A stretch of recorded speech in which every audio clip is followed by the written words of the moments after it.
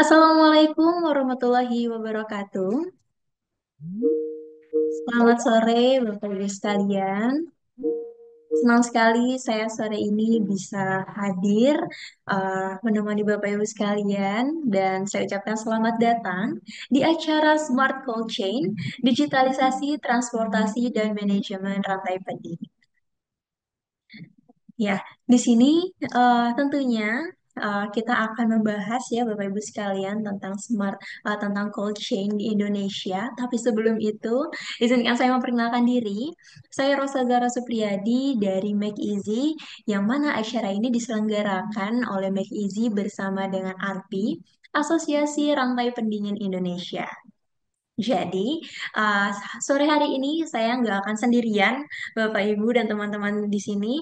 Saya akan bersama uh, Arpi tentunya dan ada uh, gestar-gestar gitu ya, yang mana sudah menggeluti bisnis cold chain uh, lebih lama dan bisa sharing tentang insight-nya pada sore hari ini. Nah, jadi Bapak Ibu sekalian gitu ya, seperti yang kita tahu, tren cold chain itu di Indonesia diperkirakan akan naik gitu ya, positif meningkat di 2025 ini. Tapi kendati demikian, akan terjadi em, tantangan-tantangan gitu ya dari tren tersebut, di mana bisa terjadi keterbatasan infrastruktur penyimpinan pendinginnya, lalu tidak adanya visibilitas suhu selama perjalanan, dan kecepatan pengiriman yang mana ini jadi concern utama ya Pak Bu sekalian dalam industri cold chain. Jadi webinar kali ini sangat tepat untuk kita selenggarakan untuk memberikan insight kepada Bapak Ibu sekalian yang menggeluti bisnis industri cold chain atau yang tertarik pada industri ini. Oke, selanjutnya acara ini kita akan terbagi menjadi beberapa sesi. Boleh di next, operator? Jadi kita akan ada acara pembukaan, lalu akan terbagi menjadi tiga sesi. Ada sesi Refrigerated Transportation Management, sesi kedua Delivery Management Operational and Safety, sesi tiga Sharing Customer Success, dan announcement di akhir. Baik, setelah itu, sebelum saya masuk ke acara inti, saya mau mengajak para hadirin di sini untuk kita mengisi pre-survey untuk kita sama-sama lihat gitu ya, meluruskan juga nih pandangan terhadap acara ini dan industri coaching. Boleh dibantu operator, nanti akan muncul pop-up-nya untuk pre-survey-nya. Boleh diisi sebentar, saya beri waktu kurang lebih 2 menit ya. Kurang lebih 2 menit. Ada 5 sampai 6 pertanyaan. Ya, pertanyaannya cukup simple, jadi bisa quick answer aja Bapak Ibu sekalian. Monggo, saya tunggu terlebih dahulu.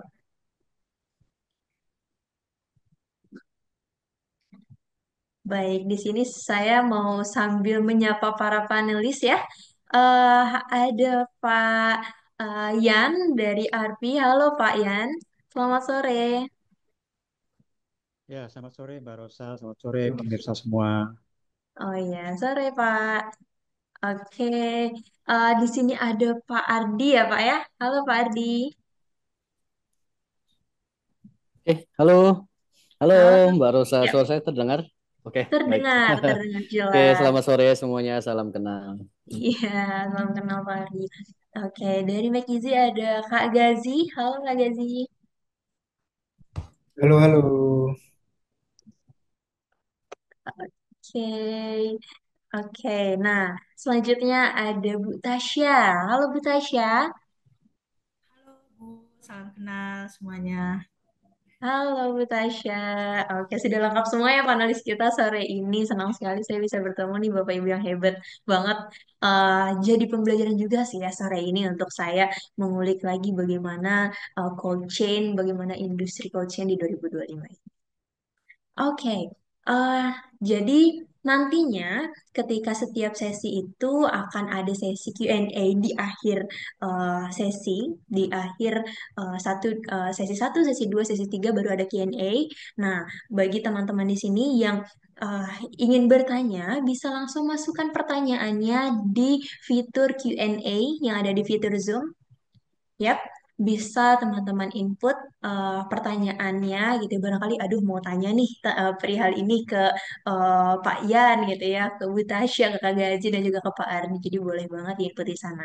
Dan nantinya untuk eh, para pertanyaan itu ya yang menarik, saya akan berikan voucher GoPay untuk pertanyaan-pertanyaan yang menarik. Jadi teman-teman, Bapak Ibu sekalian boleh simak acara ini sampai akhir seperti itu ya. Dan pastikan mendapatkan insight tentang industri collection 2025. Oke. Oke, baik. Boleh kita sudahi vote-nya. Ini sudah hampir 50% ya. Oke, saya keep untuk pre-survey-nya. Terima kasih Bapak Ibu sekalian untuk waktunya mengisi uh, pre-survey kita. Baik, langsung saja kita masuk ke acara inti Bapak Ibu sekalian. Sesi pertama yaitu adalah sesi Refrigerated Transportation Management. Nah, di sini akan dibawakan oleh Pak Hasanuddin Yasni atau Pak Yasni dari ARPI selaku Ketua Umum Asosiasi Rantai Pendingin Indonesia, dan akan kolaborasi nih materinya bersama Bu Tasya sebagai Warehouse Management di Supercool. Nah, di sini kita akan mengetahui gitu ya bagaimana sih menjaga kualitas produk selama pengiriman, lalu tren dari industri coaching itu sendiri gitu ya. Dan banyak hal nanti yang akan disampaikan oleh Pak Yasni dan Bu Tasya. Oke, aku akan say hi lagi untuk Pak Yasni dan Bu Tasya. Halo. Ya, selamat sore Oke. ya.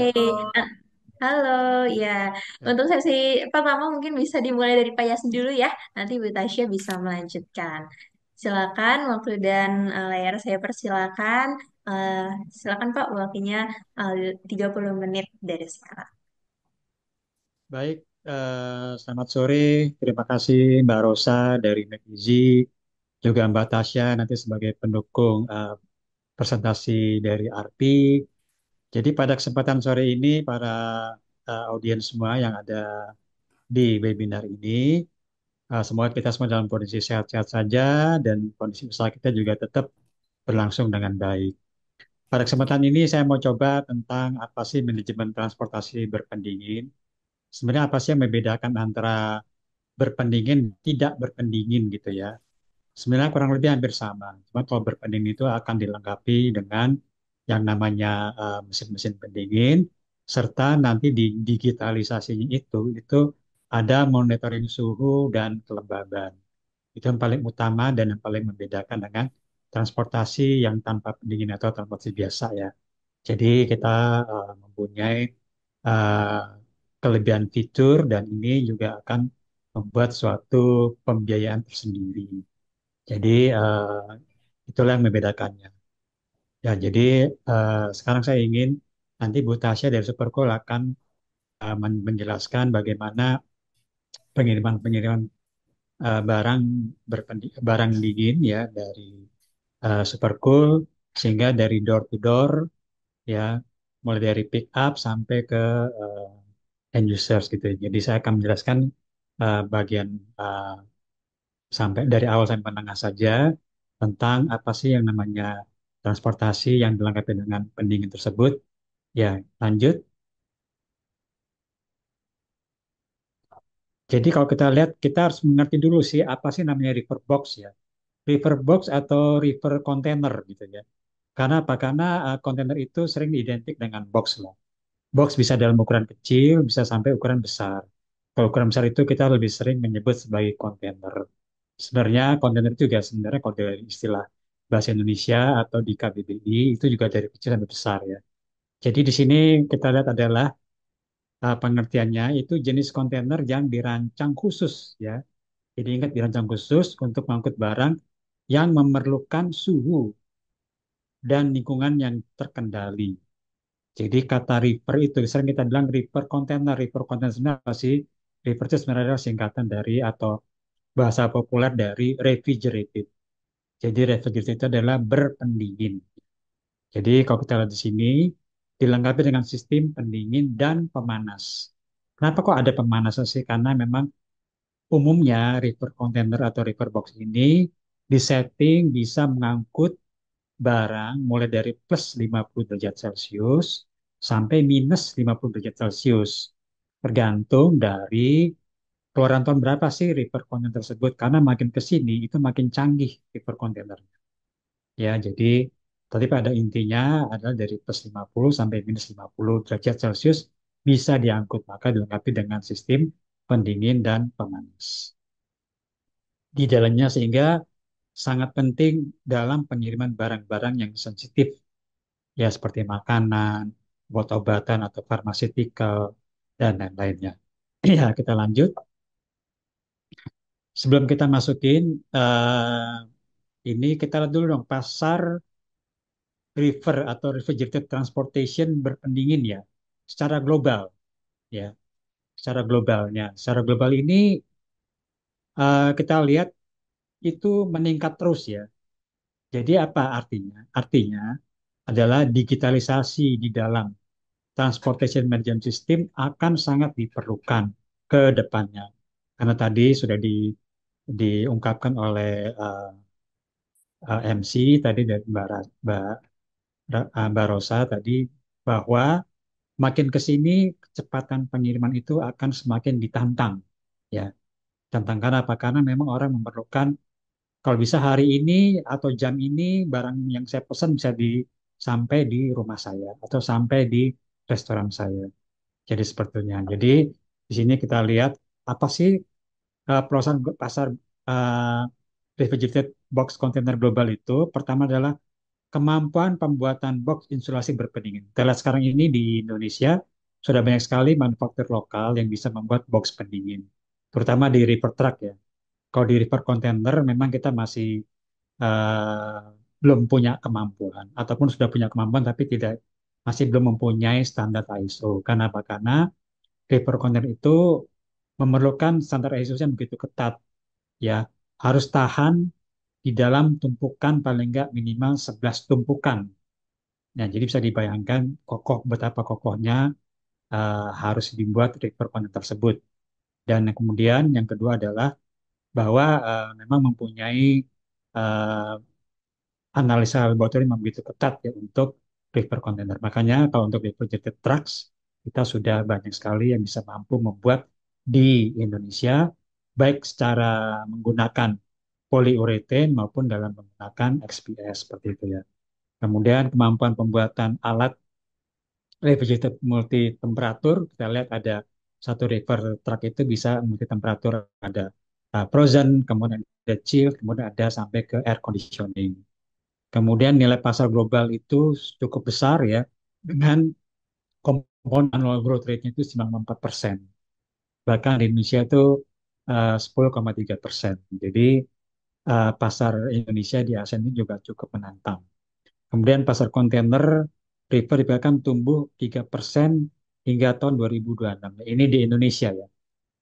Di Indonesia ini karena memang cuma 3%. Kenapa 3%? Karena memang kita river container di Indonesia, ini river container bukan river rigid truck ya, tapi river container. Itu memang kebanyakan masih menggunakan river container bekas dari luar negeri ya, yang dibeli. Jadi pertumbuhan river container itu di Indonesia cuma hanya 3% untuk kondisi baru gitu ya. Tapi kalau sedangkan di refrigerated truck itu kita bisa mampu tumbuh di atas 10%, jadi double digit ya. Nah, kemudian dari 6 pemain besar ini data memproduksi bahwa container river itu 20 TEUs itu sebanyak 5 juta kita bayangin 5 juta. 5 juta tapi di Indonesia hanya sebagian kecil saja ya. Kebanyakan menggunakan itu adalah river container dari negara-negara yang memang dengan negara industri seperti Jepang, Korea dan Nah, jadi ini merupakan tantangan Indonesia ke depan. Kita LPG truck kita udah oke. Setiap tahun bisa tumbuh di atas 2.000 unit, bahkan sampai 3.000 unit ya. Tahun ini diprediksi mungkin sampai dengan 3.000 unit tahun ini. Jadi bisa sekitar 16 sampai 20% ya per tahun ini di refrigerated truck ya, di truk ya. Truk kan ada dari 1 ton sampai kapasitas 15 ton ya. Itu masih di bawah reefer container. Ya, jadi merupakan suatu tantangan bahwa nanti digitalisasi ini akan menjadi apa namanya sangat signifikan untuk reputasi bisnis Bapak Ibu terutama di service provider. Ya, next slide. Kita lanjut. Ya, sekarang di sini adalah manufaktur refrigerated truck atau box ya ataupun kontainer. Jadi ini ada pemain-pemain besar ya. Sini ada pemain besar itu ada dari eh, CMC, ada dari Daikin Jepang, juga ada dari Amerika, dari beberapa negara ya. Yang ini yang memproduksi repo kontainer dan mereka sudah mampu mengekspornya secara global, secara dunia dan mereka mampu hampir mendekati 5 juta unit per tahun mereka bisa produksi. Yang kedua kita lihat gambar sebelah kanan ini adalah bagian-bagian dari kontainer. Jadi di sini ada para pemain-pemainnya, CIMC, Daikin, Maersk Line, TLS, ya kemudian ada lagi Costco dan lain-lain. Ya, ini merupakan eh, apa namanya leader dari para pembuat refrigerated box ataupun kontainer. Ya, next slide.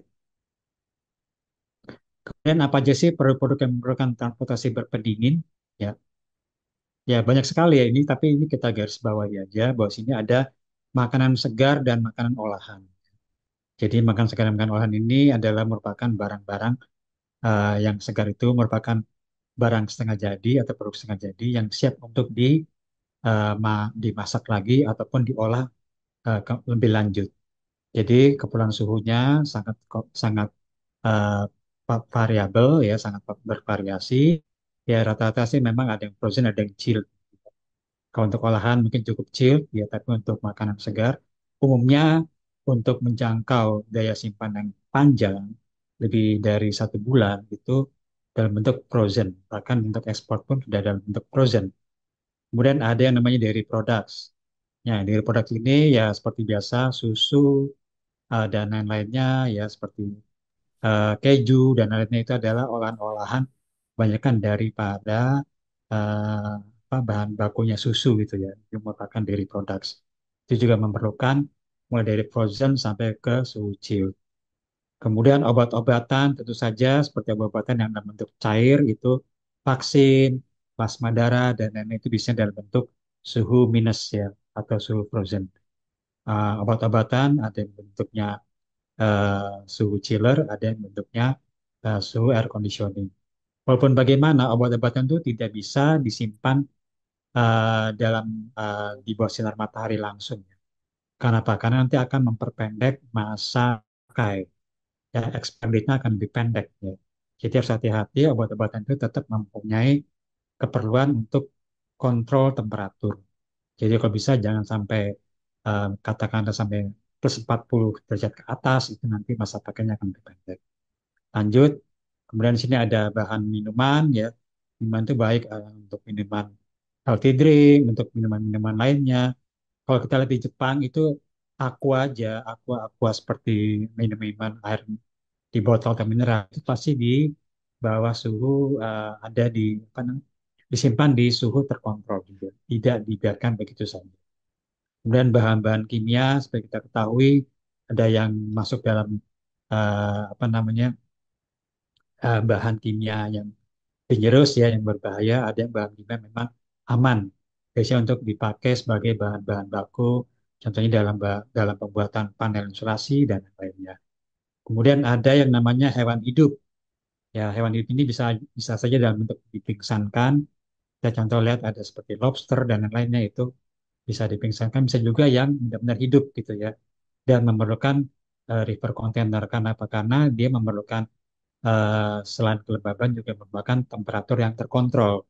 Jangan terlalu panas ataupun jangan yang terlalu dingin. Jadi mempunyai interval Ya, interval ini tergantung dari masing-masing jenis dari hewan hidup tersebut. Ya, kita lanjut. Lanjut, kemudian ada tren dalam pengelolaan refrigerated box ataupun kontainer. Ya, tadi sudah Meg Izzy jelaskan adanya digitalisasi dan optimasi. Ya, kita sini menggunakan teknologi digital untuk memantau kondisi refrigerated box dan lain-lainnya secara real time. Nah, di sini kita di dalam ISO kita diajukan bahwa untuk angkutan darat itu real time-nya per 15 menit. Ya. Tetapi untuk angkutan antar pulau karena memang memerlukan apa namanya pengangkutan laut ya, itu kita minta untuk Indonesia itu per 30 menit ya untuk real time-nya. Tapi kita mempunyai backup untuk data logger yang bisa dibuka pada saat sampai ke tempat tujuan atau ke destination areanya setelah lihat bahwa catatan suhunya itu akurat dan bisa secara real time. Kemudian peningkatan permintaan untuk pengiriman cepat tadi sudah dijelaskan, makin ke sini makin cepat ya. Kemarin saya dari Korea itu saya sudah lihat itu ada yang namanya pengiriman pakai drone ya. Pengiriman pakai drone itu mampu mengangkat sekitar 50 kilogram 50 kilogram paket lewat drone udara ya. Tapi mungkin di sini eh, akan sulit untuk mendapatkan legitimasinya dari pemerintah karena itu akan merugikan beberapa service provider yang saat ini banyak berkecimpung ya. Kemudian ada sustainability dan pengurangan emisi karbon tidak pasti karena kita ingin selalu adanya ramah lingkungan dan berkelanjutan. Itu gunanya dari rantai pendingin. Kemudian inovasi dan desain refrigerated box atau kontainer itu terus bertumbuh ya. Mulai dari ketahanannya dalam hal mingguan saja penyimpanannya sampai ke bulanan. Nah, ini tergantung dari isolasi termalnya seperti apa. Nah, itu udah inovasi-inovasi itu sudah mulai ada terus dan berkembang terus di setiap produk-produk refrigerated box yang baru. Ya, lanjut. Kemudian ada namanya teknologi monitoring dan kontrol jarak jauh. Jadi yang tadi Maggie sudah jelaskan, mereka punya platform ya, MEP Magnesia Platform, yaitu sudah ada sensor suhu dan kelembaban presisi, kemudian pemantauan real time berbasis IoT, sistem pengendalian otomatis, monitoring sistem river plug kalau memang tidak ada merupakan river container, juga juga kalau di river truck itu ke depan akan ada river plug juga di river truck itu sudah mulai digagas terutama untuk negara-negara yang berbasis maritim dan kepulauan seperti Indonesia bahwa nanti di river truck itu ada uh, soket-soket yang untuk uh, plug-in di river ya atau disebut sistem river plug. Kemudian sistem manajemen energi yang efisien. Ya, tadi udah ada dashboard di apa namanya di kendaraan, ada fleet management dan macam-macam ya yang masuk dalam fleet management itu merupakan suatu kemajuan yang tersendiri dan diperlukan untuk sistem manajemen transportasi saat ini. Lanjut, kemudian bagaimana sistem pemantauan jarak jauh mempengaruhi efisiensi pengiriman.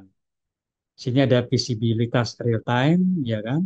Kemudian ada pengurangan risiko kerusakan dan kehilangan, jelas karena termonitor terus sampai ke tabiat-tabiat supir pun juga termonitor, ya. Terutama untuk makan-makan yang memang sangat sensitif terhadap perubahan temperatur, juga obat-obatan. Kemudian optimalisasi proses, ya. Jadi menggunakan IoT, tentu saja prosesnya akan menjadi optimal, ya, tepat waktu, schedule-nya terbaca, kapan-kapan schedule-nya, kemudian eh, GPS-nya juga terbaca, sehingga kita bisa memprediksi mulai dikirim kapan sampai sampai ke apa end users juga kapan. Itu merupakan satu mata rantai yang dapat mengoptimalkan proses dari pengiriman barang itu sendiri. Ya, kemudian kita lihat sini step-step penting pengiriman via darat dan via laut ya. Sini mempersiapkan produk dari pelanggan, farm ataupun gudang atau pabrik. Yang kedua, menyiapkan transportasi dan mengelola pemesanan transportasi. Ini untuk yang service provider, kemudian melakukan transportasi darat dan jika perlu melalui bea cukai. Ini step-step pentingnya. Kemudian menyimpan sementara barang di terminal dan memuatnya ke kapal antar pulau via laut.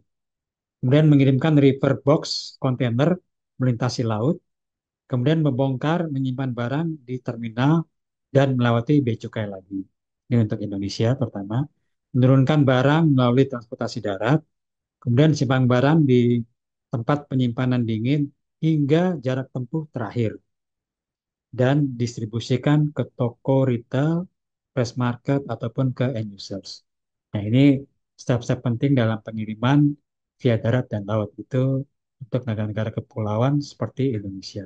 Ya, lanjut. Ini yang terakhir ini dari saya kita lihat bagaimana kontrol rantai dingin, point mil atau point kilometer pengecekan pengiriman. Ya, lanjut ya. Jadi mil pertama atau first mile, sini ada step satu, step 2, step 3. Ya, kita lihat sini di step satunya produk segar ya, pembekuan ikan, daging, unggas, kemudian pengkondisian suhu, sayuran-sayuran dan buah-buahan. Kemudian di step 2 itu ada pengkondisian suhu river box container atau kita sebut dari pre-cooling. Jadi pertama itu adalah produk sayur itu kita kondisikan dalam bentuk dalam kondisi suhu berapa. Kemudian step keduanya pengkondisian suhu dalam river box container itu atau disebut dengan pre-cooling. Kemudian step tiganya itu adalah penyimpanan dingin beku sementara berjarak tempuh tertentu. Nah, ini kegiatan-kegiatan atau point meal yang harus dicek secara teliti di meal pertama atau first mile. Di meal tengah atau middle mile, itu ada step pertama, itu produk bertemperatur atau dingin atau beku, siap diproses lanjut atau siap disaji, siap dimasak, siap dimakan, atau masuk ke processing food ya. Kemudian step kedua itu kembali disimpan, dingin atau beku, jarak tempuh tertentu atau jauh, waktu simpan singkat sampai lama. Nah, di step ketiga ini pengiriman secara grosir. Ya, biasanya itu minimal ton-tonan ya, 1 ton ke atas seperti itu ya. Nah, ini ada standarnya sendiri ya yang sedang dibahas di ISO TC 31512 ya. Di mana di sini ARPI terlibat ya. Jadi di ISO TC ini nanti dalam bulan Agustus atau September itu sudah siap menjadi SNI atau kita sebut dengan SNI ISOTC 31512 itu tentang pengiriman di middle mile. Kemudian di last mile atau pengiriman akhir itu ada 2 step. Itu kita lihat di sini produk bertemperatur disimpan dingin atau beku jangka waktu singkat atau sedang. Nah, ini biasanya di sini ada super cool, nanti akan super cool jelaskan ya. Dia pengiriman singkat ya, sehingga transit-transit di mana saja nanti akan dijelaskan. Kemudian di step kedua adalah pengiriman secara retail door to door ya, sampai ke end users. Nah, ini kita udah punya standar SNI ISO 23412. Kenapa kita perlu SNI kan dengan mengadopsi standar ISO tersebut adalah kalau Bapak Ibu nanti membeli standar itu kalau lewat SNI itu bisa murah, nggak sampai Rp100.000. Tapi kalau belum jadi SNI itu dalam bahasa Inggris, itu beli di ISO. ISO itu bisa mencapai sekitar 4 sampai 10 juta rupiah, tergantung tebal tipisnya dari isi atau konten dari ISO tersebut. Nah, untuk itulah jadi kita tetap menyarankan akan dijadikan SNI. Ya, saya pikir itu aja dari saya. Mungkin nanti dilanjut ke Mbak Tasya bagaimana praktik-praktik di last mile delivery-nya karena sekarang ini dalam waktu setahun ke depan itu nanti akan menjadi mandatori. Jadi standar SNI ISO 23412 ini nanti akan jadi mandatori. Jadi setiap semua service provider itu harus melengkapi standar ini, sertifikat ini yang terdigital dengan baik. Jadi mungkin kesempatan bagi McEasy untuk terus merambah kepada para pemain di last mile delivery. Silakan Mbak Tasya lanjut. Baik, terima kasih Pak. Oke, sebelumnya Assalamualaikum warahmatullahi wabarakatuh. Salam kenal Bu Rosa, Pak Gazi, Pak Ardi, dan semua peserta webinar pada kali ini. Perkenalkan, saya Tasya dari Supercool. Di sini saya akan melanjutkan tambahan sedikit ya untuk dari sisi last mile-nya itu seperti apa. Jadi ya mungkin bisa langsung aja Kak. Oke. Jadi di sini saya sebutkan dulu beberapa value super cool mungkin yang ada kaitannya dengan digitalisasi transportasi ya. Itu untuk value kita yang poin ketiga, poin dan poin keenam gitu. Karena di motor super cool sendiri itu kan kita menyediakan box pendingin ya Bapak Ibu. Jadi kita bisa di setting itu suhunya dari -22 sampai 10 derajat yang mana suhunya itu dapat kita cek, kita lacak secara real time dan kebetulan juga di sini kita bekerja sama dengan McKinsey ya sebagai apa namanya vendor kita nih untuk pelacakan suhu dan pelacakan apa tracking posisi drivernya gitu. Oke, bisa dilanjut.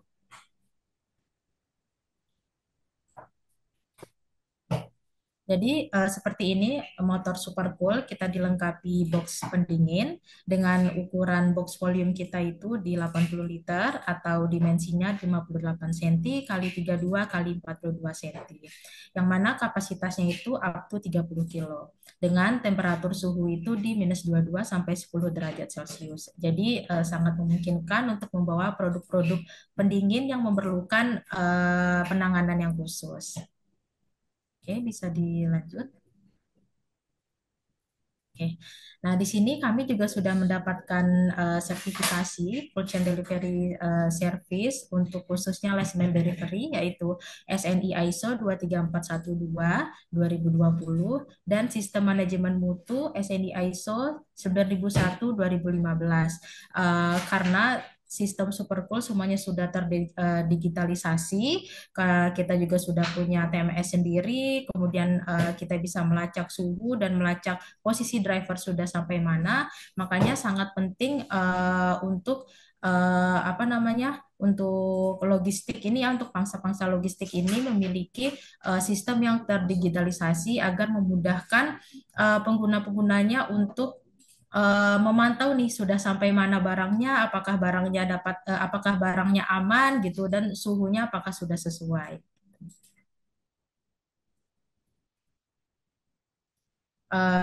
Ini number super cool ya. Kita saat ini sudah 71 armada dengan semua 80 liter ukurannya.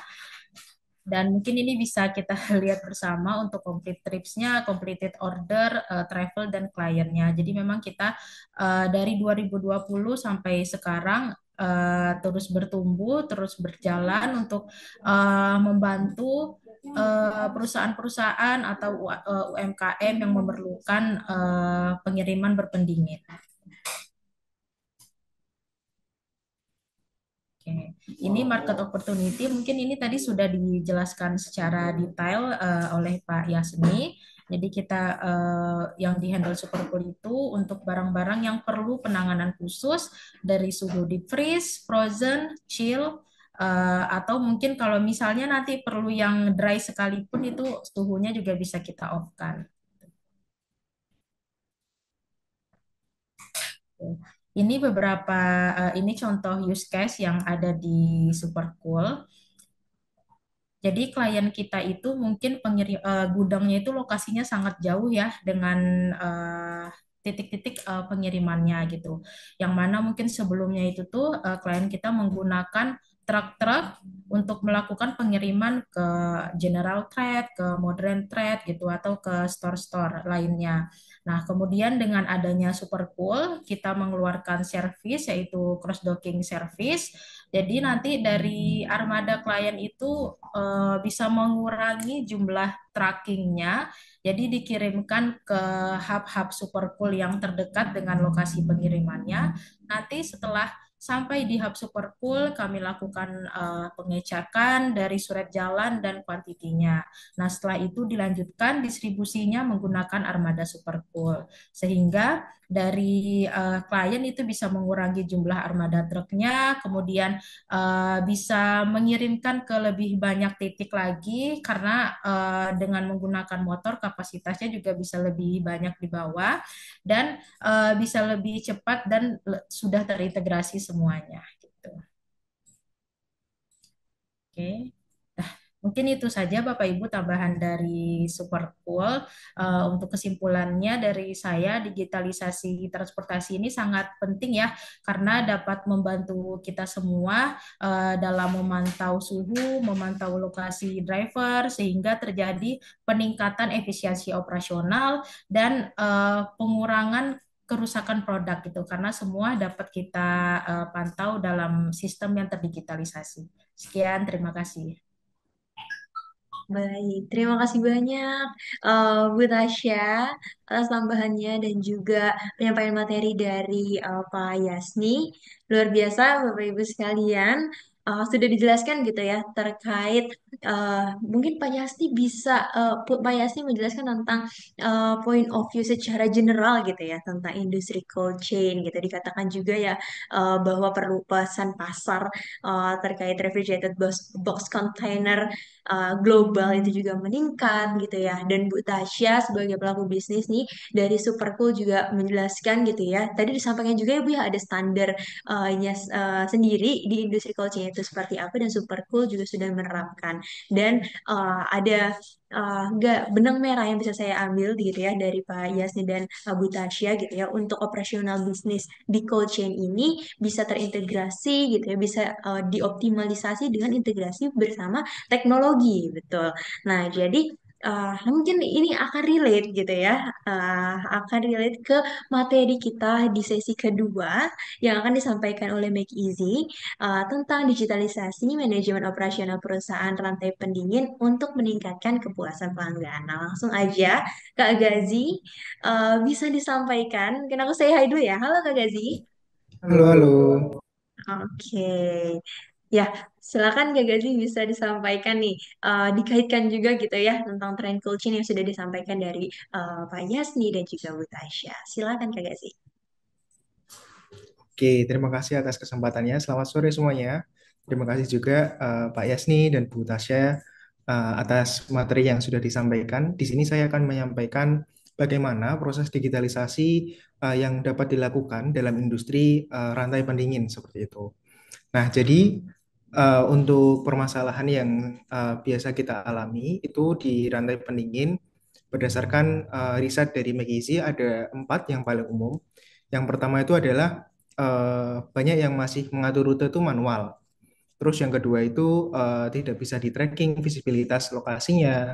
Terus yang ketiga itu ketika sudah ada pengiriman karena pada industri dengan rantai pendingin ini tuh banyak sekali barang-barang maupun muatan yang bersifat perishable atau mudah untuk uh, rusak sehingga bukti-bukti aktual pengiriman itu tidak terkonsolidasi dengan baik seperti itu. Dan yang terakhir adalah karena barang-barangnya ini merupakan barang-barang berharga yang mudah rusak dan sensitif terhadap suhu, akan ada resiko keamanan ketika standar-standar suhu itu tidak terpenuhi gitu. Nah, akibatnya apa? Akibatnya adalah kepuasan pelanggan itu akan menurun. Kepuasan pelanggan akan menurun, nanti akan menjadi penurunan omset bagi perusahaan yang menjalankan distribusi dengan rantai pendingin gitu. Nah, oleh karena itu, kami dari McKinsey memiliki solusi yang akan membantu bagaimana sih proses digitalisasi ke depannya bagi industri cold chain atau industri dengan rantai pendingin seperti itu. Nah, apa yang kita lihat di pasar seperti sekarang itu ada kebutuhan dari para pemilik barang yang sebenarnya kebutuhan suatu jaminan barang itu akan sampai tempat secara dan juga tepat waktu kayak gitu. Nah, oleh karena itu para pemain logistik yang ada di industri cold chain mereka membutuhkan sesuatu yang bisa membantu mereka untuk mendapatkan atau membagikan notifikasi dan pengiriman kepada customer mereka kayak gitu. Nah, dari sisi internal mereka juga mereka perlu mengevaluasi bagaimana performance drivernya, bagaimana rute yang ditempuh, apakah driver mereka itu telat atau tidak. Dan begitu pula bagi orang yang memiliki barang, mereka juga ingin memantau progres dan juga mengatur pengiriman dan menyediakan penilaian kepada uh, vendor logistik mereka. Nah, dengan cara apa kita bisa mendigitalisasi proses pengiriman barang cold chain? Nah, dengan cara ada suatu produk dengan nama Delivery Hub. Produk ini dipakai oleh vendor logistik dan juga dipakai oleh pemilik barang. Nah, jadi nanti dengan produk ini bagi vendor-vendor logistik nanti akan semakin mudah untuk bisa memberikan update mengenai kondisi barang yang sedang dikirim yang dipesan oleh pemilik barang. Lalu selain itu juga bisa digunakan untuk memantau suhu yang sekarang sedang berjalan dan juga memberikan layanan untuk meningkatkan kepuasan pelanggan tambahan gitu karena tidak banyak pelaku logistik sekarang yang memberikan layanan visibilitas atau layanan transparansi baik itu lokasi maupun suhu barang-barang yang mereka kirim. Nah, bagi pemilik barang atau prinsipal biasanya mereka akan lebih mudah untuk memantau pengiriman mereka. Dan juga mereka juga dapat mencari pengiriman-pengiriman yang biasanya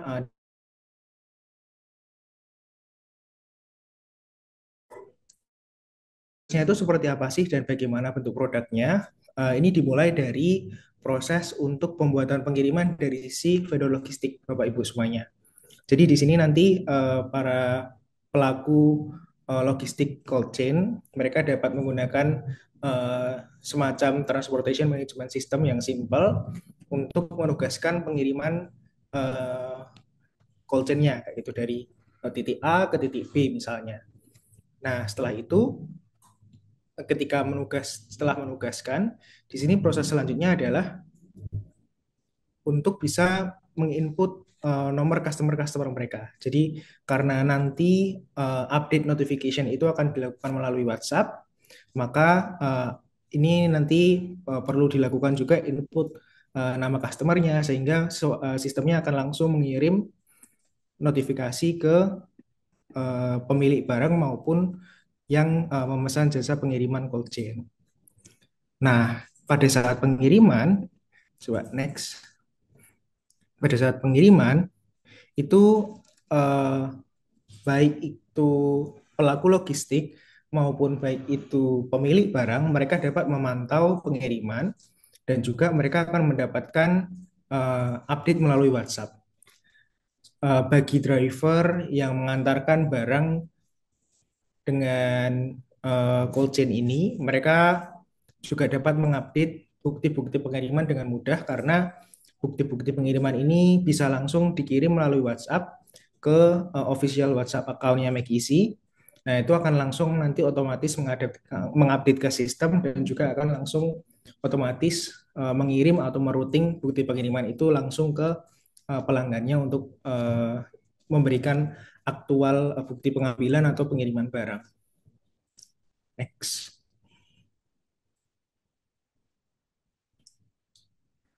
Nah, ini adalah salah satu bentuk pemantauan yang akan berguna bagi internal para pelaku logistik cold chain. Karena di bagian sini mereka akan dapat secara langsung melihat kapan suatu kendaraan itu mengalami kondisi yang kritis atau kondisi yang tidak sesuai. Jadi mungkin ketika suhunya hampir melebihi suatu target tertentu gitu misalnya. Atau ketika mereka sedang keluar rute atau mereka berhenti terlalu lama. Nah, itu semuanya bisa dipantau dan juga bisa diawasi di sini. Kenapa ini penting? Karena dalam pengiriman cold chain untuk menjaga suhu ini merupakan hal yang sangat krusial gitu. Sehingga teknologi yang memiliki kemampuan untuk melacak lokasi dan juga melacak suhu akan sangat membantu operasional dalam pengiriman barang-barang cold chain. Next. Nah, bagi pemilik barang, mereka juga bisa melihat seberapa banyak barang yang telah mereka order melalui vendor-vendor logistik supply chain yang ada di industri cold chain. Dan juga bagi internal pelaku logistik, mereka dapat mengevaluasi performance driver mereka. Mereka juga bisa melihat apakah rute yang ditempuh ini tuh sudah teroptimasi dengan baik atau belum. Mereka bisa melihat apakah proses bongkar muatnya terlalu lama, apakah konsumsi dari BBM-nya memiliki pola-pola tertentu yang tidak sesuai yang diharapkan. Nah, semuanya ini akan bisa terbantu apabila penerapan teknologi dan digitalisasi itu dijalankan di industri cold chain ini. Lanjut. Next. Nah, ini adalah tampilan dari pemilik barang ya, Bapak Ibu semuanya. Jadi, kalau sedang memiliki pengiriman atau uh, memesan pengiriman cold chain, itu mereka dapat bisa ada list gitu, list untuk rute-rutenya, dan ketika diklik itu nanti akan langsung mengetahui lokasi dan juga suhu aktual real time-nya. Nah, dengan cara ini akan membantu untuk meningkatkan kepuasan pelanggan. Mereka juga tidak akan terlalu khawatir mengenai kualitas barang ketika mereka nanti menerima barang yang dikirim melalui eh, distribusi cold chain ini. Next. Nah, ini adalah bentuk historical suhunya. Jadi, suhu di industri cold chain ini memang tetap harus di bawah eh, negatif tertentu kayak gitu ya. Nah, semuanya ini akan tertrack, dan jadi bagaimana fluktuasi suhu itu pada proses pengiriman ini nantinya akan bisa digunakan sebagai bukti bahwa perjalanan atau pengiriman yang ada di industri cold chain ini tuh sudah mengikuti SOP atau sudah mengikuti permintaan dari pemilik barang.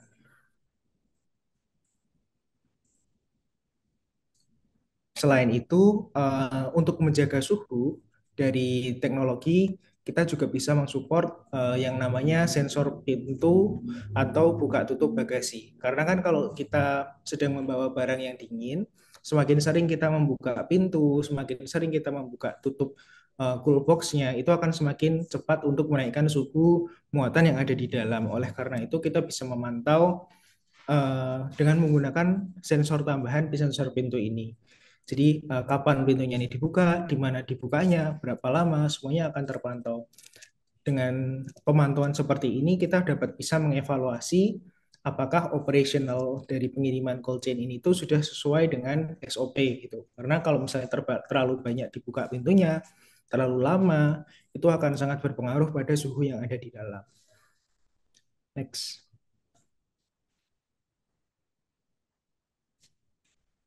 Selain itu, dari McEasy, kita juga menyediakan solusi digitalisasi yang membantu untuk menurunkan tingkat kecelakaan yang ada di jalan. Dengan cara apa? Dengan cara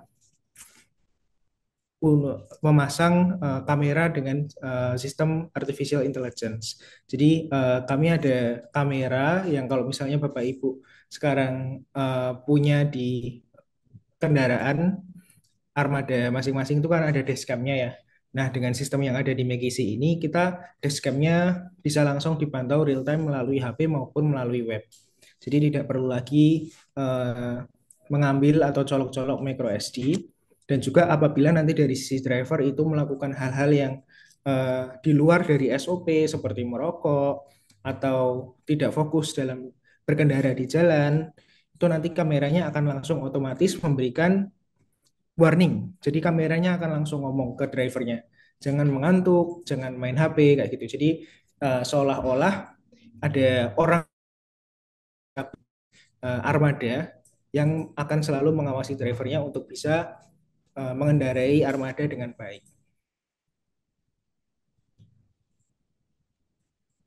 Nah, seperti itulah gambaran umum digitalisasi dan juga penguatan teknologi di bidang industri supply chain cold chain. Dan ini adalah beberapa sensor-sensor ataupun teknologi-teknologi yang bisa ditambahkan untuk meningkatkan pelayanan dan kepuasan pelanggan di industri cold chain ini. Gitu. Seperti yang tadi belum ada itu adalah contohnya sensor bahan bakar, di mana ini kita bisa melihat apakah ada pencurian maupun anomali penggunaan bahan bakarnya, dan juga sensor-sensor seperti RFID kalau misalnya ada pengiriman barang dengan value yang tinggi kayak gitu. Berikut presentasi dari saya mewakili McKinsey di sini. Selanjutnya ini akan dilanjut oleh Bu Rosa ya. Oke, ya, baik. Terima kasih banyak Kak Gazi atas pemaparannya seperti itu ya. Jadi mungkin dari Kak Gazi ini lebih menjelaskan bagaimana digitalisasi pada infrastruktur di industri cold chain ya Kak ya. Dan tadi dijelaskan juga sekiranya apa sih teknologi gitu yang bisa support dalam operasionalnya gitu ya. Ada item gitu ya, sensor suhu, sensor pintu. Lalu terkait perjalanan atau pengiriman barang di cold chain ini juga perlu ditekankan juga terkait safety ya Kak ya. Bahwasanya monitoring secara real time baik itu kendaraan gitu ya ataupun pengemudi dan bahkan barang itu gitu ya bisa termonitoring melalui video monitoring yang dimiliki oleh McKinsey juga. Baik, udah komplit ini ya dari Kak Gazi menyampaikan digitalisasi pada infrastruktur cold chain. Terima kasih Kak Gazi. Nah, eh dari pemaparan beberapa narasumber sebelumnya gitu ya, sepertinya nggak afdol ya kalau misalnya kita tidak dengarkan istilahnya best practice gitu ya, kisah sukses dari penggiat bisnis di cold chain ini sendiri. Tadi udah disampaikan juga oleh Super Cool. Nah, sekarang kita mau dengarkan dari Indofresh yang akan diwakilkan oleh Pak Ardi Kurniawan Kusuma ya yang akan memberikan kisah suksesnya gitu ya Pak ya perjalanan Indofresh mungkin ya bagaimana proses di cold chain ini dengan digitalisasi. Silakan Pak Ardi. Oke, baik. Terima kasih Mbak Rosa selaku host. Lalu selamat sore juga kepada para panelis ya, dan juga kepada para peserta sekalian. Selamat sore. Perkenalkan saya Ardi Kurniawan Kusuma. Saya mewakili Indofresh di sini.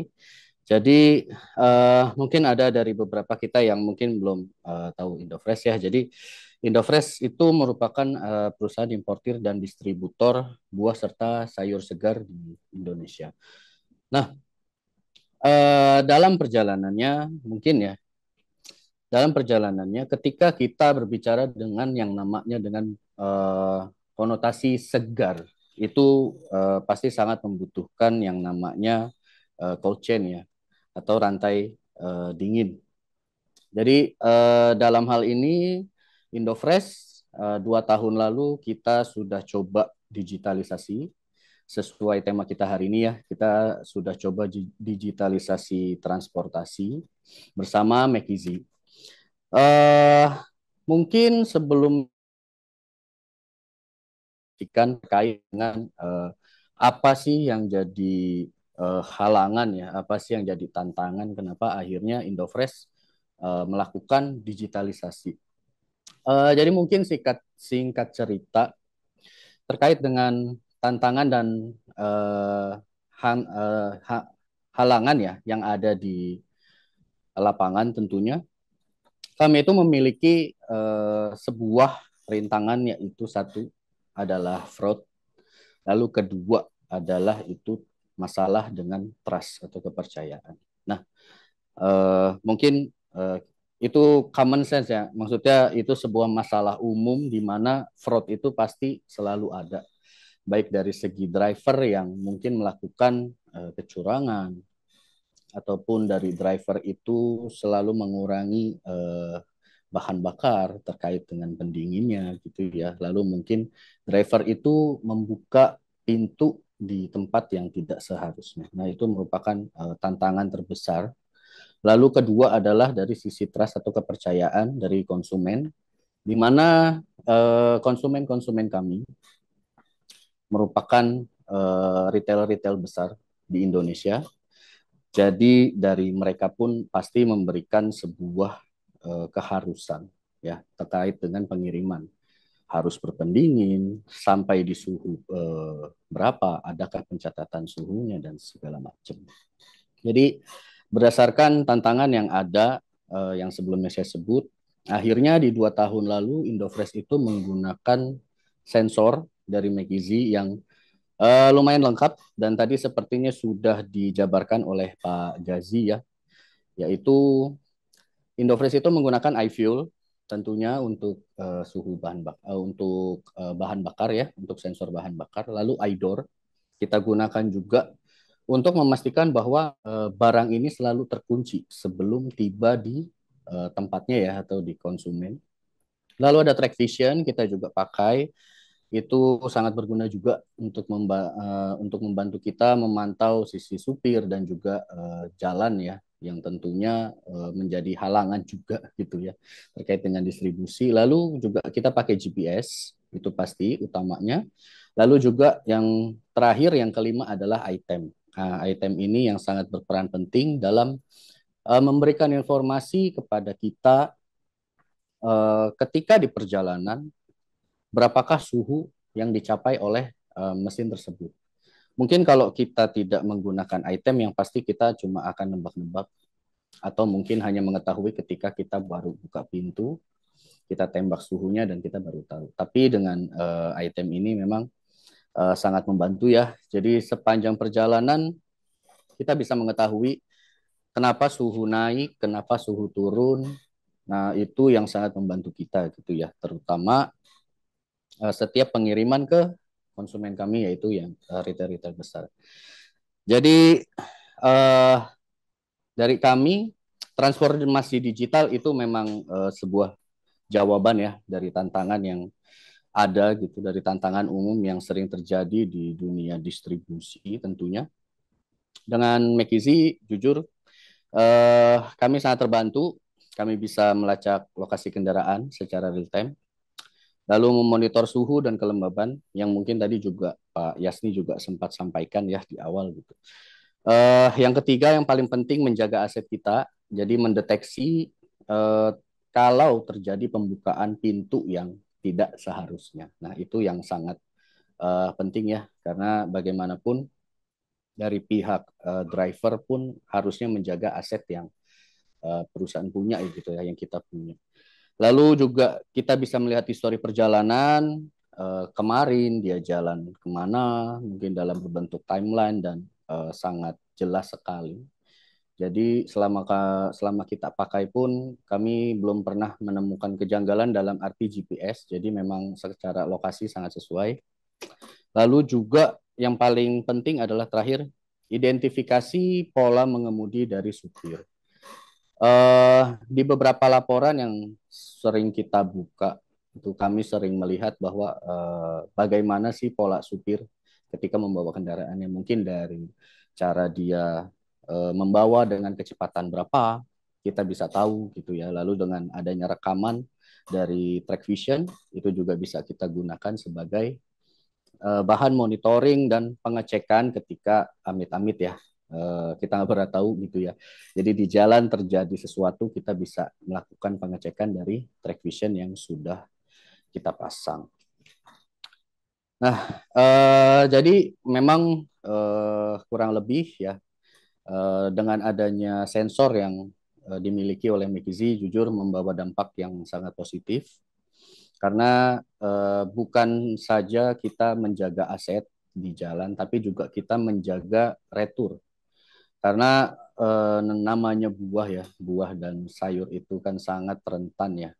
Jadi ketika kondisinya mungkin yang seharusnya dia terjaga di kondisi 5 derajat, mungkin di 1 derajat, mungkin juga di minus, atau mungkin di 15 tadi seperti dari Supercool ya, ada banana, mungkin di 15 tadi kebetulan saya lihat. Nah, eh, ketika terjadi perubahan suhu tersebut itu sangat membantu. Jadi kita bisa mengetahui apakah suhu sesuai sehingga kita bisa melakukan perbaikan ke river jika memang truknya yang bermasalah gitu. Dan kita bisa memastikan bahwa pendingin kita hidup dan normal selama perjalanan. Jadi tentunya dengan item juga kita bisa mengurangi retur yang kembali ya dari customer kita.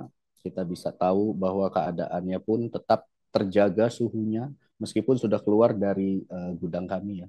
Setelah keluar dari gudang kami bisa uh, story-nya. Eh, mungkin itu saja yang bisa saya sampaikan secara singkat ya. Jadi memang kami pun percaya gitu ya bahwa masa depan industri ini tidak hanya bergantung ke siapa yang paling cepat, tetapi pada siapa yang paling bisa dipercaya. Jadi untuk digitalisasi itu sangat penting di zaman ini.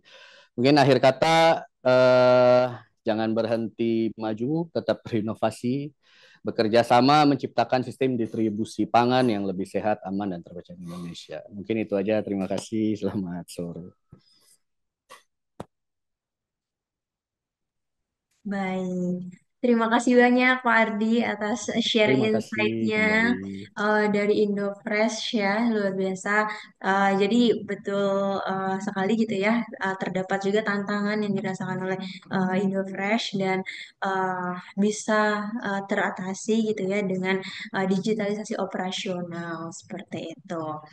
Baik, sudah lengkap gitu ya untuk materi-materi dari para narasumber gitu ya di 3 sesi yang sudah kita lalui bersama gitu. Nah, pasti teman-teman dan peserta di sini sudah banyak juga gitu yang ingin ditanyakan. Dan ini saya sudah lihat juga gitu ya di fitur Q&A juga sudah banyak pertanyaan. Jadi langsung saja kita masuk ke sesi tanya jawab bersama para panelis. Baik, eh di sini cukup beragam ya pertanyaannya, tapi ini mungkin lebih banyaknya ke Pak Yasni ya Pak ya. Eh, Pak Yasni ini banyak yang general gitu ya tentang industri cold chain ini seperti apa. Nah, aku mungkin mau ambil pertanyaan dari Pak Muhammad Baihaqi. Eh, Beliau bertanya, apakah digitalisasi eh, transportasi di luar produk yang non beku atau dingin pernah atau dapat dilakukan gitu ya sebagai contoh untuk transportasi produk atau ternak hidup gitu ya yang tadi mungkin sempat Bapak sampaikan juga gitu jenis-jenis yang apa saja yang mana ini tentunya punya resiko yang cukup tinggi juga gitu dalam perjalanan. Nah, dan banyak juga dilakukan oleh pengusaha seperti itu. Jadi mungkin Pak Yasni bisa berikan insight-nya terkait pertanyaan ini. Silakan Pak Yasni. Ya, terima kasih banyak Mbak Rosa. Ya, terima kasih Pak Baihaqi ya. Teman baik saya juga Pak Baihaqi. Jadi kalau kita lihat sekarang ini, contohnya aja lah di Inggris ya, di United Kingdom ya.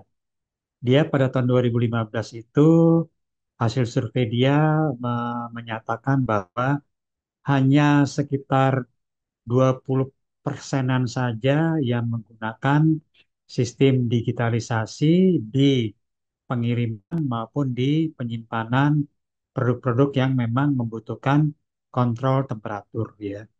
Ya, pada waktu itu dia menyatakan UK menyatakan bahwa biaya logistik mereka per PDB pendapatan domestik brutonya UK itu sama ke Indonesia sekarang ini adalah 24% ya biaya logistik mereka terhadap PDB. Ya, kemudian mereka dalam waktu 3 sampai 4 tahun berikutnya di tahun 2018-2019 itu mereka sudah menyatakan bahwa 75% bahkan hampir 80% itu semua pemain cold chain logistik ya baik di transportasi maupun di penyimpanan itu sudah menggunakan digitalisasi ya.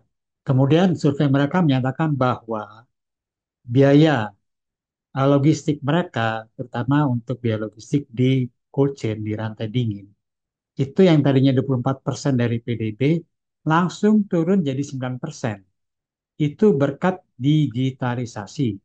Ya, makanya kemarin tuh pada waktu saya mengadakan apa namanya rapat online dengan beberapa kementerian, saya malah menghimbau bahwa nanti para pemain middle up ya, middle up ya mulai dari mempunyai 50 kendaraan berpendingin dan uh, minimal 2.000 ton kapasitas cold storage mereka, entah itu di beberapa lokasi, itu nanti wajib menggunakan digitalisasi dan secara bertahap itu akan dimandatori atau diwajibkan untuk pemain middle up ya.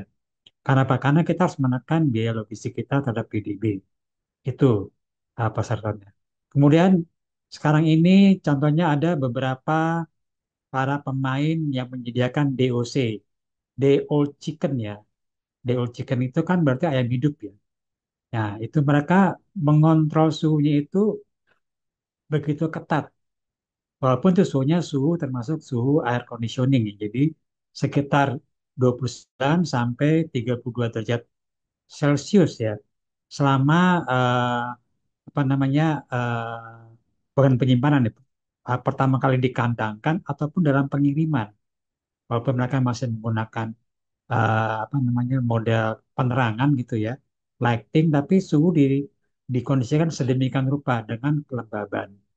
Nah, itu dampaknya adalah nanti pada waktu pembesaran atau penggemukan ayam yang untuk ayam potong itu akan jauh lebih seragam dibandingkan dengan ayam yang tidak terkontrol suhunya pada waktu pengiriman DOC tersebut.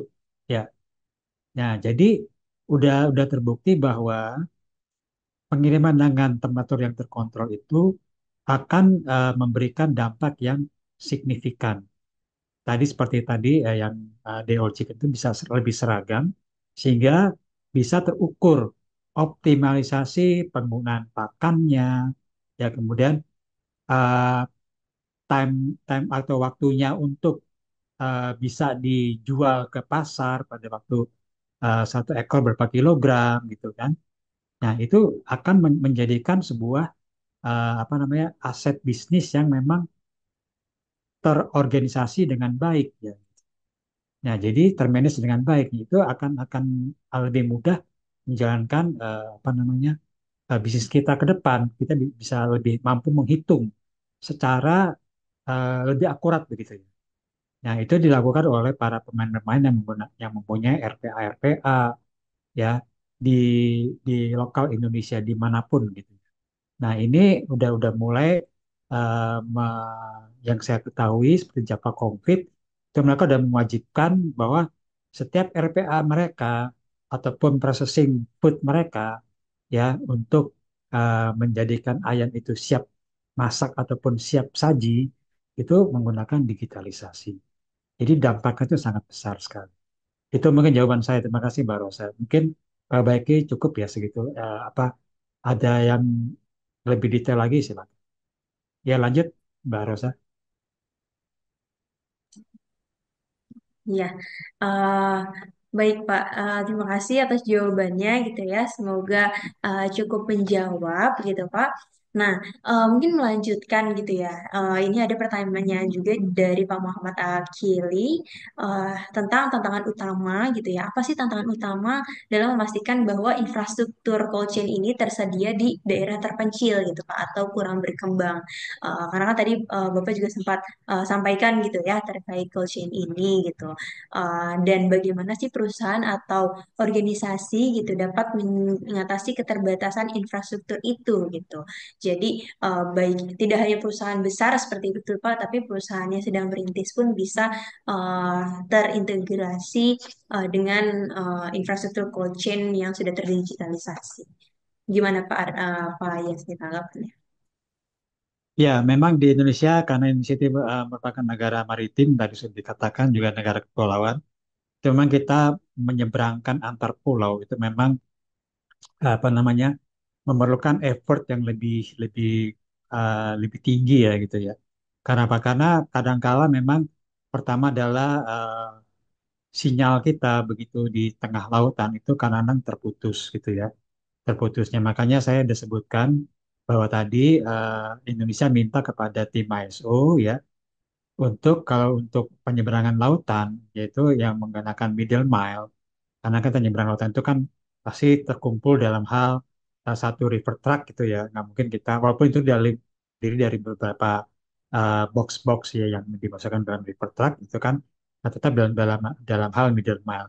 Nah, yang kita minta adalah real time itu 30 menit sekali karena kita menganggap bahwa setiap 30 menit itu pasti udah ada muncul lagi sinyal-sinyal tertentu. Ataupun kita ada excuse-nya adalah dilengkapi dengan data logger. Data logger ini akan menyimpan begitu akurat uh, track record-nya dari temperatur sehingga pada waktu sampai di destination terakhir itu uh, tetap terrecord dengan baik sehingga bisa terbaca bagus apa tidak temperatur selama pengiriman itu. Ya, kemudian kemarin dari Kemenko Pangan ya, Kemenko Pangan itu sudah mensyaratkan akan adanya 80.000 cold storage yang disediakan di 80.000 desa ya. Ya, itu terintegrasi semua antara farmasi, antara minuman, antara makanan yang ada yang bisa disimpan di dalam satu istilahnya satu atap ya, satu atap di satu area di setiap desa itu komplit dengan cold chain-nya. Itu sudah saya menyatakan bahwa otomatis ada beberapa daerah yang memang tidak tersuplai dengan listrik secara baik ataupun secara 24 jam. Seperti di Maumere. Maumere itu hanya 10 jam saja per hari ketersediaan listrik. Karena itu kita nanti akan memerlukan yang namanya apa namanya, pasokan energi lainnya seperti solar panel ataupun baterai ataupun model dari pasif pasif refrigeran ya seperti ice ice gel, ice pack dan lain-lain seperti itu ya. Nah, itu udah kita setting sehingga nanti infrastruktur rantai pening itu akan terhubung satu sama lain. Kemudian juga dengan eh, para pemangku kepentingan penyeberangan antar pulau seperti ASDP dan lain juga akan menyediakan beberapa infrastruktur di pelabuhan-pelabuhan perintis ya, pelabuhan perintis sehingga nanti sampai ke remote-remote area. Nah, river truck yang tadinya tidak mempunyai colokan listrik sehingga sekarang ini kita dan meminta kepada Kementerian Perhubungan untuk coba nanti kalau bisa ini adalah setiap refrigerated transportation, entah itu truk ya, pertama truk ya, truk itu karena kalau di River Container mereka udah mempunyai colokan dan plug-in masing-masing ya, karena memang lepas dari river trucknya ya kan dari truckingnya. Tapi kalau di river truck ini dengan kapal yang lebih kecil atau di babang-babang perintis itu kan harus dimatikan mesinnya, mesin truknya gitu kan ya. Sehingga terputuslah yang namanya supply energi untuk mendinginkan mendinginkan apa namanya produk yang ada disimpan di dalam sehingga perlu adanya plug-in yang sedangkan itu reverter truck yang lama itu belum tersedia colokan plug-in sehingga nanti para prinsipal pembuat mesin-mesin pendingin di river truck itu akan dilengkapi dengan model colokan plug-in sehingga nanti pada waktu eh, truknya itu masuk ke dalam kapal itu kalaupun mati tapi ada colokan listrik yang disediakan oleh para penyedia kapal angkut itu plug-in di dalam kapalnya mereka sendirinya. Ini yang menjadi infrastruktur cold chain ke depan itu harus tersedia dengan baik. Nah, ini mungkin dengan program pemerintah yang mengadakan, yang memperkaya setiap desa itu dilengkapi dengan penyimpanan dingin, dengan armada transportasi juga berpendingin, itu saya pikir mungkin mulai tahun depan itu step by step sampai tahun 2028 itu akan terwujud 80.000 cold storage yang sesuai dengan kapasitas atau kapabilitas masing-masing desa. Nah, ini merupakan harapan baru bagi kita semua para pemain cold chain di sini. Bagaimana kita bersama sama pemerintah itu bisa mengadakan infrastruktur yang lebih baik. Dan seperti tadi, sustainability, karena yang namanya rantai dingin itu tidak pernah putus mulai dari mil pertama sampai mil terakhir ya. Itu tidak boleh putus. Itu ya contohnya seperti McKinsey ini nanti akan banyak berperan untuk bagaimana konektivitas temperatur itu, penghematan biaya pengiriman itu sangat berarti untuk penurunan biaya logistik nasional terhadap ini.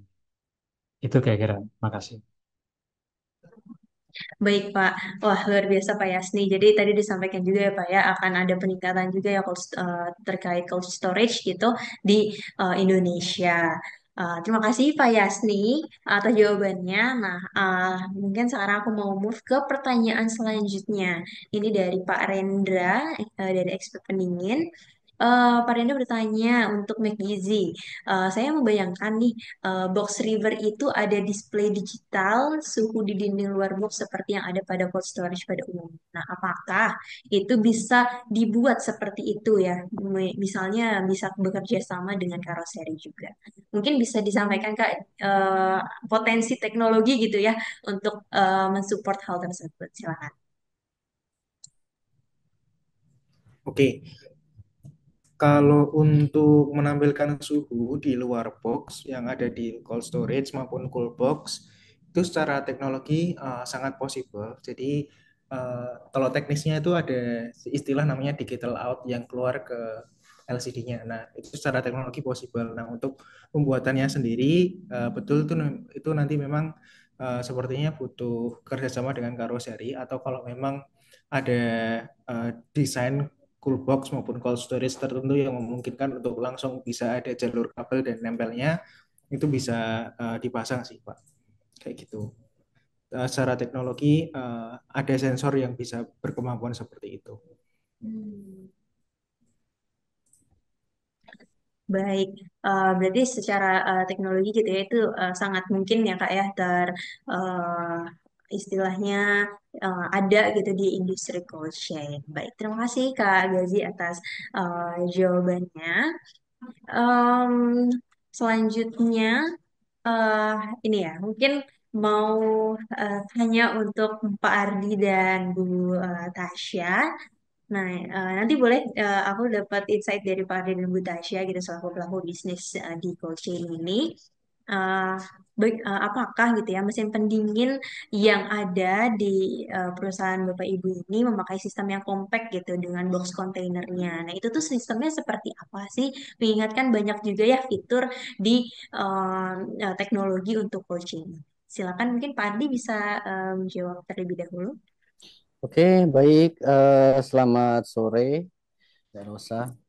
Berarti terkait pertanyaan ya dari Pak Syaiful Rahman, apakah mesin pendinginnya memakai sistem compact dengan box kontainernya atau seperti apa? Mengingat banyak fitur tambahan pada cold chain ini. Oke, izin menjawab terkait dengan apa yang dipertanyakan oleh Pak Saiful. Memang untuk saat ini ya, memang untuk saat ini banyak sekali bentuk-bentuk mesin pendingin yang mana sifatnya adalah bisa tergabung di dalam box river atau bahkan yang sistemnya bisa mungkin dengan dalam bahasanya adalah yang bisa dibongkar pasang ya. Dalam ini ada attachable atau seperti itu kurang lebih. Cuma memang kalau dari apa yang kita gunakan saat ini ya, dari apa yang kita gunakan saat ini kita semua memakai yang compact dalam masalah untuk mesin pendingin di box kontainernya. Mungkin itu yang bisa saya sampaikan, Mbak Rosa. Terima kasih. Mhm. Oke, sip. Baik. Terima kasih Pak Ardi. Em, Kalau misalnya dari Bu Tasya, nah Bu Tasya masih bergabung dengan kami atau gimana? Halo Bu Tasya. Ya, halo. Iya, halo. Nah, kalau dari Bu Tasya nih terkait pertanyaan dari Pak Syaiful ya, apakah mesin pendinginnya ini yang dimiliki oleh Bu Supercool gitu ya, sudah memakai sistem yang compact dengan box kontainernya atau seperti apa? Mungkin bisa di-share ulang tadi ada sistem juga ya, sorry, ada standar juga gitu yang dimiliki oleh Ya. Supercool. Baik, sebelumnya terima kasih untuk Pak Saiful atas pertanyaannya. Kalau di Supercool sendiri memang kita menggunakan sistem pendingin yang compact, yang mana pendingin kita itu tuh sudah bahasa mudahnya sudah nempel ya dengan motor, jadi tidak mudah dibongkar pasang seperti itu. Nah, kemudian mungkin ini akan berkaitan dengan pertanyaan Pak Rendra ya. Jadi di box kita itu juga sudah ada display digital suhunya gitu pada dinding box sehingga apa namanya untuk klien atau pelanggan kita dapat melihat berapa sih aktual suhu yang ada di box pendingin Supercool saat ini seperti itu. Jadi memang boxnya itu tuh sudah compact, sudah ada display digital suhunya juga dan bisa di tracking juga seperti itu. Oke, baik. Terima kasih Bu Tasya atas jawabannya. Ya, terima kasih, Bu. Sudah banyak ya jawaban dari pertanyaan-pertanyaan yang bisa kita jawab, diskusikan bersama gitu. Sebenarnya ini masih ada beberapa pertanyaan lagi gitu ya yang menarik juga. Cuman kita balik lagi keterbatasan terhadap waktu. Jadi mohon maaf Bapak Ibu sekalian untuk sesi Q&A-nya. Saya cukupkan ya Pak Bu sampai di sini saja. Baik, Em, terima kasih sekali lagi untuk para panelis yang sudah memberikan pemaparan materinya yang sangat insightful dan jawaban-jawaban atas pertanyaan dari para audiens kita di sini. Dan eh, tidak terasa gitu ya, waktu hampir 3 jam gitu kita ada di sesi webinar pada sore hari ini. Terima kasih banyak atas waktunya Bapak Ibu sekalian. Tapi sebelum saya eh, eh, akhiri gitu ya acara pada hari ini, boleh nih Bapak Ibu kita isi dulu untuk post survei dari acara hari ini. Silakan. Baik, nah untuk post surveinya sudah tampil ya Bapak Ibu sekalian, bisa diisi sebentar saja gitu. Eh, 1 menit untuk mengisi hanya 6 pertanyaan saja. Baik, saya tunggu di 2 menit ya Bapak Ibu sekalian.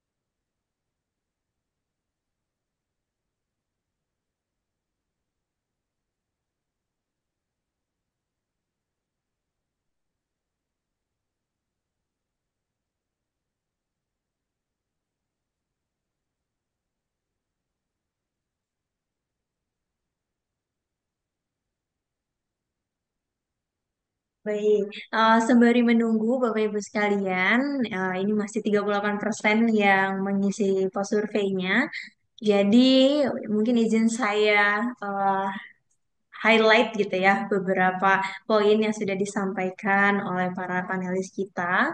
Di sesi 1 kita sudah mendengarkan tentang refrigerated transportation management yang disampaikan oleh RP dan dari Supercool yang mana para panelis baik itu Pak Yasni dan Bu Tasya menyampaikan gitu ya bagaimana sih outlook cold chain di 2025 ini terkait trennya, proses end-to-end-nya gitu ya. Kiranya produk apa saja yang bisa disupport untuk pengiriman di industri cold chain ini dan tantangan apa saja sih gitu ya yang akan dilalui oleh para pelaku bisnis dan uh, dari Pak Yasni dan Bu Tasya pun sudah memberikan eh, kiat-kiat gitu ya untuk menjaga kualitas produk selama pengiriman. Tadi dari Supercool juga disampaikan eh, layanannya sudah terstandarisasi gitu ya, bahkan tadi box kontainernya sudah dilengkapi dengan display suhu ya Bu Tasya. Jadi luar biasa materi dari sesi satu dan dilanjut dengan sesi kedua. Bagaimana digitalisasinya sudah dimention sebelumnya yang kita sama-sama aware di sini uh, bahwa digitalisasi untuk infrastruktur rantai pendingin ini sudah dapat dilakukan dan itu disampaikan oleh Kak Gazi dari McEasy. Teknisnya gitu ya kayak baik dari proses bongkar muatnya itu bisa pakai fitur apa, lalu uh, menjaga safety-nya bisa dari item ya sensor suhu, lalu iDoor untuk sensor um, pintunya, dan juga safety terkait video monitoring gitu. Melihat nih kamera gitu ya bisa disimpan di belakang atau di depan gitu ya untuk memastikan pastinya keamanan untuk uh, barang-barang yang dikirimkan pada industri cold chain. Lalu di sesi ketiga tadi kita sama-sama mendengarkan gitu ya highlight point lah istilahnya ya dari best practice yang disampaikan oleh Pak Ardi. Nah, Pak Ardi ini dari Indofresh ya Pak ya. Eh, Lagi-lagi kita mendengarkan gitu tantangan yang benar-benar konkret ada gitu ya yang disampaikan oleh Pak Ardi di Indofresh dan bagaimana digitalisasi itu benar-benar membantu proses bisnisnya Pak Ardi di Supercool. Jadi lengkap sudah Bapak Ibu sekalian materi kita pada hari ini. Harapannya eh, para peserta Bapak Ibu di sini teman-teman bisa mendapatkan insight yang luar biasa. Menambah ketertarikannya di industri cold chain, menambah semangatnya gitu ya untuk melakukan bisnis di industri cold chain. Mungkin untuk post surveinya bisa dicukupkan ya udah 60% lebih yang mengisi gitu ya. Terima kasih. Eh, Boleh di enroll untuk operator. Baik, ah itu tadi Bapak Ibu ya terkait highlight point di acara pada hari ini. Saya mewakili penyelenggara dari McEasy, Arpi, lalu ada Indofresh dan Supercool. Berterima kasih banyak atas waktunya Bapak Ibu. Senang sekali bisa menemani waktunya di sore hari ini di tengah kesibukannya. Setelah ini pasti perjalanan pulang ya Pak Bu ya. Semoga hati-hati di jalan selamat sampai tujuan dan semoga kita bisa bertemu di lain kesempatan dan boleh banget Bapak Ibu sekalian kita bertemu di kanal sosial media kita gitu ya. Tadi ada beberapa pertanyaan yang belum terjawab bisa disampaikan di sana. Baik itu kanal sosial media dari ARPI, Asosiasi Rantai Pendidikan Indonesia, ada Supercool, Indofresh, dan Make Easy di sini. Jadi bisa di websitenya atau LinkedIn-nya atau Instagram-nya, feel free Bapak Ibu sekalian untuk barangkali ada potensi bisnis ke depannya, silahkan gitu. Baik, saya akhiri acara pada hari ini. Terima kasih sudah datang di acara Smart Cold Chain, Digitalisasi, Transportasi, dan Manajemen Rantai Pendingin.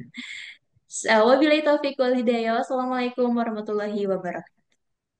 Waalaikumsalam Waalaikumsalam warahmatullahi Terima kasih. warahmatullahi Salam wabarakatuh. Terima warahmatullahi kasih wabarakatuh. semua. Terima Terima kasih. kasih Selamat sore. semuanya. Selamat Selamat sore. sore. Sehat-sehat dan sukses. Sukses, sehat selalu.